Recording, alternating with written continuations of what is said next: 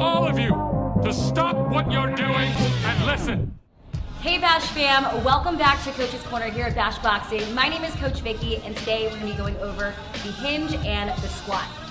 Whether you're working out in studio or at home, there are two frequently used foundational movements that you'll see: the squat and the hinge.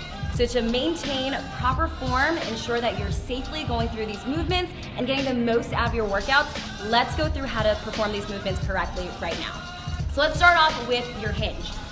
Your hip hinge. It's going to be exactly how it sounds. So setting up is going to be really important. Feet are going to be about hip distance. Your toes are going to be pointed straight ahead. Now I'm going to turn sideways so that you can see my hips actually moving back. You're going to draw your shoulders back. Weight should be rooted back in your heels.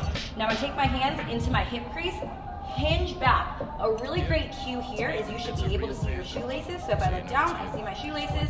Knees are right over my ankles. My hips are right over my knees, and my chest is over my hips. I stand up, and that is your hip hinge. So what you should be feeling in your hip hinge is your hamstrings loaded. So I'm gonna do it one more time. Feet are gonna go right underneath my hips, my toes are forward, pulling my shoulders back, my hands are in my hip crease. Hips are gonna go back. This is where you should feel it, right into your hamstrings, the back of your legs, and then you're gonna drive those hips forward. So why is this important? There are a few exercises that you're gonna see. Pretty commonly, your deadlift, your dumbbell swings, kettlebell swings, cleans, things like that, where you want to generate as much hip-driven power as you can. So really important to hinge versus squatting. Now let's go over the squat. Your setup's going to be a little bit different. Your feet are going to go a little bit wider. Now shoulder width, toes are slightly angled out so that we can open up those hips. The biggest difference between those two movements, this is going to be a little bit more of a knee-driven movement. So as you send your hips back, your knees are going to be pressed out. So watch here, we turn to the side. Hips are gonna go back, knees are driven outwards. So we're recruiting the bigger muscle groups, your glutes, and then from here, you're gonna drive up through your heels. So one more time, I'm gonna press my knees out as I send my hips back. Hip crease slightly below parallel, chest is up nice and tall, and then stand up through your heels. So a couple of things that you can do, whether you're in studio or at home, to practice. If you have bands, this is a great exercise. So starting off with your hinge, you have a band like this. You're gonna go ahead and step onto your band, pull it over, or go underneath your shoulders. And then from here, you'll feel the feedback from the resistance band. So I'm gonna send my hips back, and then as I drive forward, I feel that resistance. So hips go back. So it's just a weighted good morning, essentially.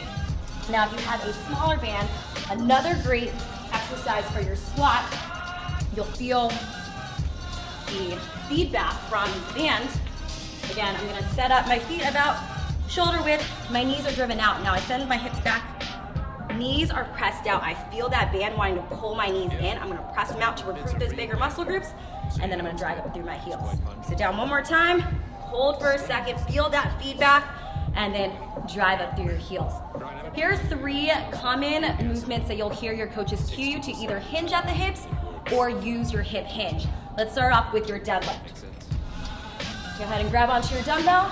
Feet are right under the hips, pulling your shoulders back, hinging back, hips go back. Dumbbell comes all the way down the ground. My hamstrings are loaded, and then I drive up through my heels. Hips go back, hamstrings are loaded, and then I drive up through my heels. Next up, we have our dumbbell bent over row. So again, feet are right under the hips. My hips are gonna go back, hinging here. Shoulders are back, chest is nice and tall, midline is strong. Row up and back down. Again, my hips are back, knees right over the ankles, back is flat. Last up, we have our vertical jump. The way that you're gonna set up, again, feet right under your hips, getting the most power. Load from overhead, do that hip hinge, jump up, land, stand tall, reset. One more time, load through the hinge, jump up, land, stand tall, reset. And those are your three movements. Thank you for stopping by Coach's Corner here at Bash Boxing. If you have any questions, feel free to DM us, and we look forward to seeing you in studio and at home.